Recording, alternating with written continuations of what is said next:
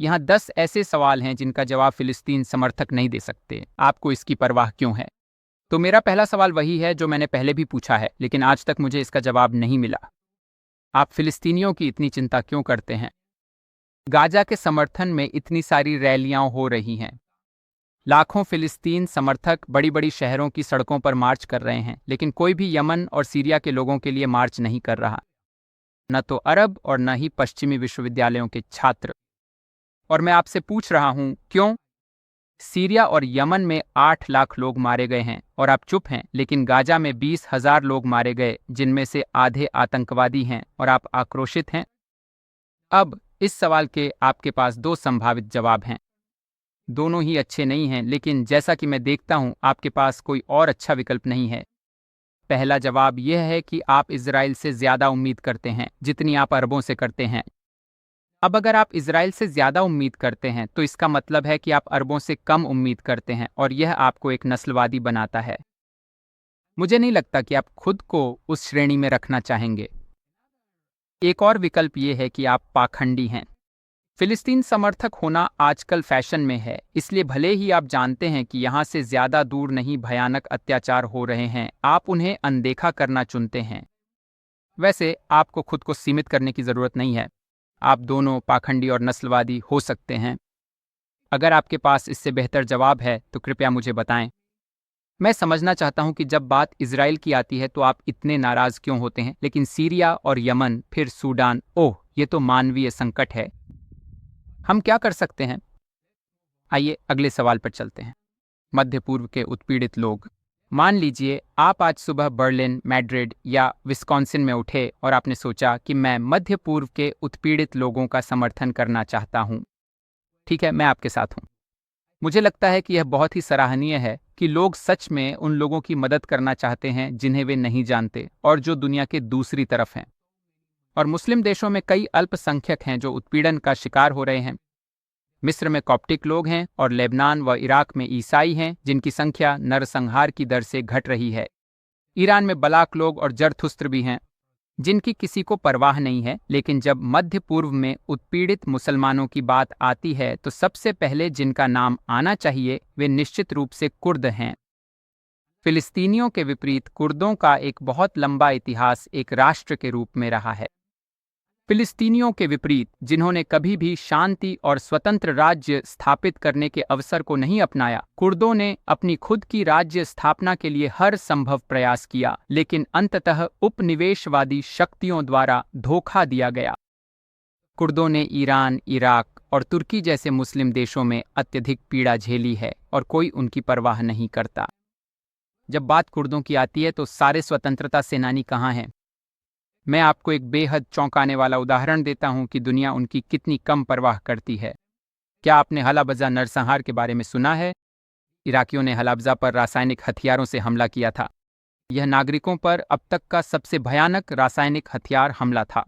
कुल 5,000 कुर्द मारे गए थे। बहुत से लोग आज भी 1988 में हुए उस हमले के परिणामों से पीड़ित हैं। मुझे लगता है कि आप में से अधिकांश ने इसके बारे में कभी नहीं सुना होगा, क्योंकि कोई भी इसका जिक्र करने की जहमत नहीं उठाता। आइए गूगल पर एक नज़र डालते हैं। हलाबजा रासायनिक हमले के लिए लगभग 50,000 परिणाम हैं। आपको क्या लगता है डेर यासीन की लड़ाई के कितने परिणाम होंगे? यह एक बहुत ही छोटी सी लड़ाई थी जो 75 साल पहले 1948 में हुई थी, जब इजराइल ने डेर यासीन गांव पर कब्जा किया और लगभग 50 से 100 अरब मारे गए। तो डेर यासीन के बारे में 4 लाख से ज्यादा परिणाम हैं। आप इस बात को कैसे समझा सकते हैं कि 75 साल पुरानी एक छोटी सी लड़ाई के बारे में नागरिकों पर हुए सबसे भयानक रासायनिक हमले की तुलना में लगभग 10 गुना ज्यादा जानकारी प्रकाशित की गई है? मेरा जवाब है कि अगर मुसलमान मरते हैं और आप इसका दोष इजराइल पर नहीं डाल सकते तो बस। क्या यह दिलचस्प नहीं है? किसी को परवाह नहीं है, यहां तक कि मुसलमानों को भी नहीं। क्या आपके पास इससे बेहतर जवाब है? चोरी की गई जमीन। अब जब हमने यह स्थापित कर लिया है कि मेरी राय में प्रो-पैलेस्टीन समर्थकों को वास्तव में मध्य पूर्व में होने वाले असली अत्याचारों या उन उत्पीड़ित लोगों की परवाह नहीं है जो स्वतंत्रता के लिए लड़ रहे हैं, तो आइए सीधे इसमें उतरते हैं और विशेष रूप से फिलिस्तीनियों के बारे में बात करते हैं। मुझे अक्सर यह टिप्पणी मिलती है कि यहूदी लोगों ने फिलिस्तीनियों की ज़मीन चुरा ली। अगर यह सच है कि यहूदियों ने जमीन चुराई, तो मुझे एक यहूदी बस्ती का नाम बताइए जो नवंबर 1947 से पहले अरब जमीन पर बनाई गई हो। जब अरबों ने विभाजन योजना को ठुकरा दिया, शांति और एक स्वतंत्र राज्य की स्थापना को ठुकरा दिया और यहूदियों का सफाया करने के लिए युद्ध शुरू किया, तो मुझे कुछ नाम बताइए। आपको एक भी ऐसा मामला नहीं मिलेगा जिसमें यहूदियों ने अरबों की जमीन चुराई हो। जब अरबों ने युद्ध शुरू किया, हाँ, उन्होंने कुछ जमीन खो दी। युद्ध शुरू करने पर यही होता है। वैसे मैं आपको कई ऐसे स्थानों के नाम बता सकता हूं जो अरबों ने यहूदियों से छीने थे। 1948 में युद्ध छिड़ने से पहले 1929 तक गाजा में एक यहूदी समुदाय रहता था। जब वहां के स्थानीय अरबों ने, तब वे खुद को फिलिस्तीनी नहीं कहते थे, उनकी संपत्ति छीन ली थी। तो अगर आप खुद को फिलिस्तीनी समर्थक बताते हैं और संघर्ष का इतिहास जानते हैं, तो मुझे बस एक यहूदी बस्ती का नाम बता दीजिए जो युद्ध शुरू होने से पहले चुराई गई अरब जमीन पर बसाई गई हो। एक स्वतंत्र फिलिस्तीनी राज्य क्यों नहीं बना? 1948 और 1967 के बीच इसकी स्थापना क्यों नहीं हुई? तो अरबों ने युद्ध शुरू किया और हार गए। युद्ध के बाद गाजा क्षेत्र मिस्रियों के नियंत्रण में आ गया और यहूदिया और सामरिया, जिसे बाद में वेस्ट बैंक कहा जाने लगा, जॉर्डन के नियंत्रण में आ गए। उस समय जब अरब खुद को फिलिस्तीनी कहने लगे थे, तो उन्होंने एक राज्य क्यों नहीं स्थापित किया? उनके पास ऐसा करने के लिए पूरे 19 साल थे। 1960-57 में अरबों ने एक बार फिर इजराइल को समाप्त करने की धमकी दी और फिर वे हार गए। इस बार उन्होंने गाजा पट्टी और वेस्ट बैंक भी खो दिए। तभी दुनिया ने फिलिस्तीनियों और उनकी स्वतंत्रता में रुचि लेना शुरू किया। मुझे ये बात दिलचस्प लगती है। जब फिलिस्तीनी अरब शासन के अधीन थे, तब गाजा और वेस्ट बैंक में फिलिस्तीनी राज्य की कोई बात नहीं करता था। और अचानक जब 1967 में इजराइल ने युद्ध जीत लिया, तो फिलिस्तीनी धरती के सबसे दिलचस्प लोगों में से एक बन गए। तो मेरा सवाल है, 1967 तक किसी ने भी फिलिस्तीनियों की स्वतंत्रता के बारे में बात क्यों नहीं की? और मैं आपको याद दिला दूं कि 1950 के दशक में मोरक्को, अल्जीरिया और लीबिया को स्वतंत्रता मिली थी। तो अरबों द्वारा स्वतंत्र राज्य स्थापित करने का विचार कोई नई बात नहीं थी। इस सवाल का मेरा जवाब सीधा है। फिलिस्तीनी गाजा और वेस्ट बैंक में इजराइल के साथ साथ एक राज्य बनाने में रुचि नहीं रखते। उनकी रुचि है इजराइल को मिटा देने में, और मेरे पास इसका अटल सबूत है। पीएलओ यानी फिलिस्तीनी मुक्ति संगठन 1964 में स्थापित हुआ था, जिसका स्वयं घोषित उद्देश्य इजराइल को समाप्त करना था। तो 1964 में, जो कि कब्जे की शुरुआत से 3 साल पहले था, जब एक भी बस्ती नहीं थी, उन्होंने स्पष्ट रूप से इजराइल को समाप्त करने की अपनी इच्छा जाहिर की थी। मिस्र और जॉर्डन के शासन से मुक्त होने के लिए नहीं, बल्कि इजराइल को समाप्त करने के लिए। क्या आपको लगता है कि मैं गलत हूं? कृपया इस बारे में मुझे रोशनी दें। मिस्र के संदर्भ में ही मान लीजिए कि मैंने जो कुछ भी कहा वह सब गलत है। इजराइल बहुत बुरा है। फिलिस्तीनी ज्यादातर गरीब नागरिक हैं जो क्रूर इजरायली शासन के तहत पीड़ित हैं, और पश्चिमी देशों तथा मुस्लिम दुनिया के कई भले लोग गाजा में इन बेबस लोगों की मदद के लिए हर संभव प्रयास करना चाहते हैं। मेरा सवाल है, कोई मिस्र का जिक्र क्यों नहीं कर रहा है? मिस्र की गाजा पट्टी के साथ सीमा लगती है। मिस्र आसानी से दरवाजा खोल सकता है और फिलिस्तीनी शरणार्थियों को अंदर आने दे सकता है। मिस्र ने गाजा से कितने लोगों को अंदर आने दिया? 0। यह अजीब है। यूरोपीय देशों को देखिए, पोलैंड, जर्मनी और कई अन्य देशों ने यूक्रेन से आए लोगों के लिए अपने दरवाजे और दिल खोल दिए। यह वाकई एक बहुत ही सराहनीय प्रतिक्रिया थी। तो मिस्र और अरब दुनिया का क्या? वे कहाँ हैं?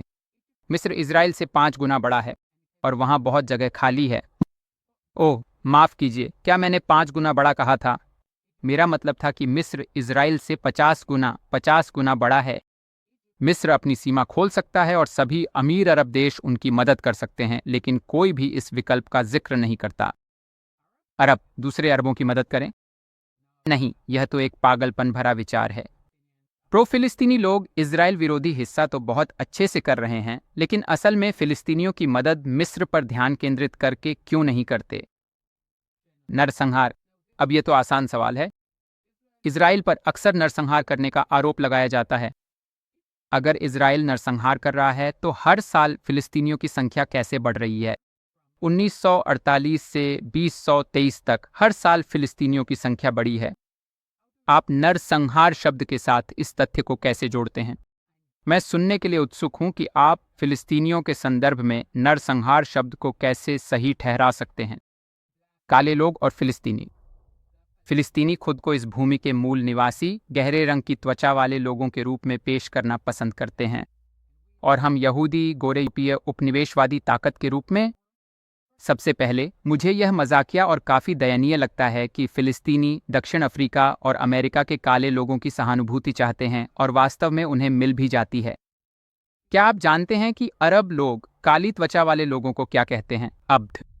अब्द, जिसका मतलब है गुलाम।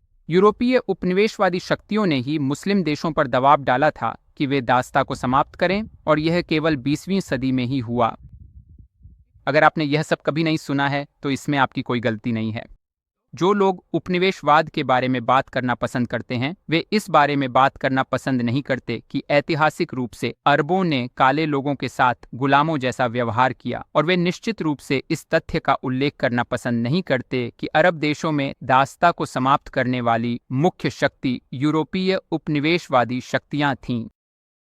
यह उनकी कहानी में फिट नहीं बैठता, और जो लोग उपनिवेशवाद की बात करते हैं वे साधारण सच्चाई की बजाय कहानियों को प्राथमिकता देते हैं।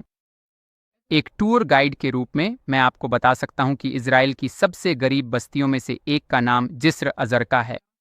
यह एक अरब गांव या कस्बा है, और वहां रहने वाले कई अरब लोग काले हैं जो मूल रूप से सूडान से आए थे और जिन्होंने अपनी त्वचा के रंग के कारण नस्लवाद का सामना किया।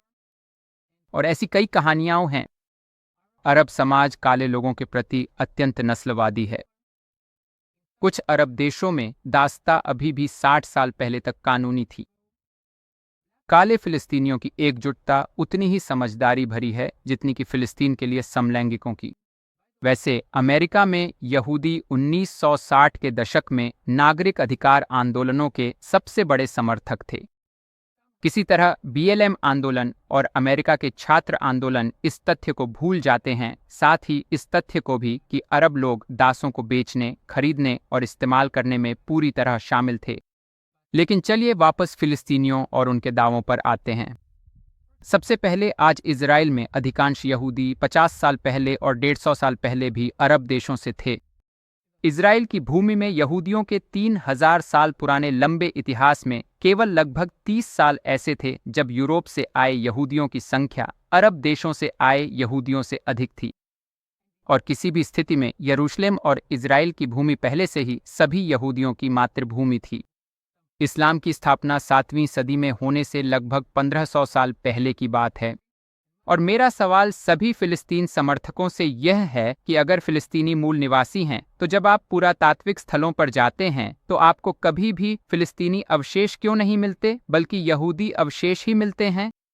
इजराइल में 2000 साल पुराने हिब्रू ग्रंथ मिले हैं जिन्हें मैं पढ़ सकता हूं, और 3000 साल पुराने यहूदी सिक्के भी मिले हैं। तो अगर आपको फिलिस्तीनी अवशेष बिल्कुल नहीं मिलते और हजारों हजारों यहूदी अवशेष मिलते हैं, तो असली मूल निवासी कौन है? फिलिस्तीन राज्य? अगला सवाल आपकी कल्पना के लिए है। मान लीजिए कि हम कल सुबह उठते हैं और नदी से समंदर तक फिलिस्तीन इजराइल और यहूदियों से मुक्त है। फिलिस्तीनियों के पास एक देश है। आपकी कल्पना में यह देश कैसा होगा?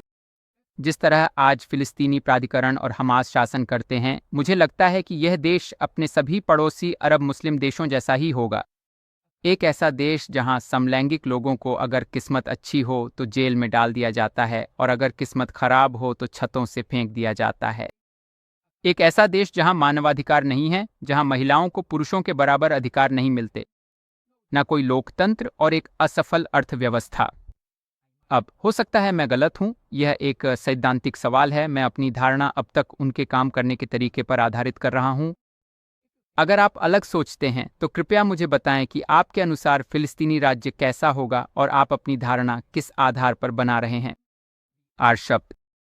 मैं इस संघर्ष के बारे में बहुत कुछ बोल सकता हूं, और वास्तव में मैं ऐसा करता भी हूं। यह अब मेरा जीवन है और मैं इसे करता रहूंगा क्योंकि यह महत्वपूर्ण है। लेकिन यह तय करने का एक बहुत स्पष्ट तरीका है कि कौन नैतिकता के पक्ष में है और कौन नहीं। महिलाएं। देखिए कि हर पक्ष महिलाओं के साथ कैसा व्यवहार करता है। फिलिस्तीनियों ने सैकड़ों इजरायली महिलाओं पर हमला किया है और कितनी फिलिस्तीनी महिलाओं के साथ इजरायली सैनिकों ने आर शब्द किया है? 0। एक नारीवादी के रूप में मुझे लगता है कि यही पूरी कहानी बयां करता है। अगर हजारों इजरायली सैनिक गजा में हमास के बलात्कारी इमाह शमाम से लड़ रहे हैं और एक भी फिलिस्तीनी महिला पर हमला नहीं होता, तो यह इजराइल और इजरायली सैनिकों के बारे में बहुत कुछ बताता है। यहाँ मैं आपसे यह भी नहीं कहूँगा कि मुझे गलत साबित करें, क्योंकि इस बारे में आप कुछ भी नहीं कह सकते। क्या आपने जो भी कहने की कोशिश की वह मेरी कही बात से ज्यादा समझदारी भरी है? हिब्रू में एक कहावत है, मुझे बताओ तुम्हारे दोस्त कौन हैं, मैं बता दूंगा तुम कौन हो। मुझे लगता है कि यही कहावत कई अन्य भाषाओं में भी मौजूद है, क्योंकि यह इतनी सच्ची है। अब आइए इजरायली लोगों पर नजर डालते हैं। हम पर उपनिवेशवाद, रंगभेद, जातीय सफाया और नरसंहार का आरोप लगाया जाता है, और जब हम अंग्रेजी बोलते हैं तो हमारी बहुत भारी और भद्दी लहजे की भी आलोचना होती है। मेरा मतलब है, हमें तो धरती के सबसे भयानक लोग होना चाहिए। फिर भी अगर आप बर्लिन, लंदन या विस्कॉन्सिन में किसी इजराइल समर्थक रैली में जाई तो आप वहां जरा भी हिंसा नहीं देखेंगे, कुछ भी नहीं। इजरायली लोग दुकानों और गाड़ियों को आग नहीं लगाते, वे दंगों में हिस्सा नहीं लेते, वे पुलिस वालों की पिटाई नहीं करते, वे उन देशों के राष्ट्रीय झंडे नहीं जलाते जिनमें वे रहते हैं, वे नफरत भरे नारे नहीं लगाते। अब फिलिस्तीन समर्थक रैलियों को देखिए। जो लोग खुद को पीड़ित के रूप में दिखाना पसंद करते हैं वे काफ़ी हिंसक हैं।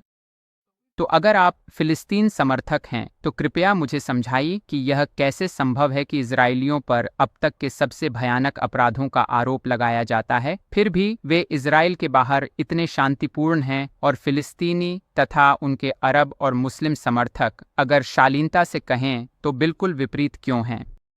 अगर आप फिलिस्तीन समर्थक हैं तो कृपया मुझे मेरे पूछे गए सवालों के लिए अपने समझदार जवाबों से रोशन करें। मेरी अगली वीडियो उन टिप्पणियों के जवाब में होगी जो मुझे मिलती हैं। अगर आप इजराइल समर्थक हैं और आपको यह वीडियो पसंद आया है तो कृपया इस वीडियो को लाइक करें, सब्सक्राइब करें और इसे साझा करने के लिए स्वतंत्र महसूस करें।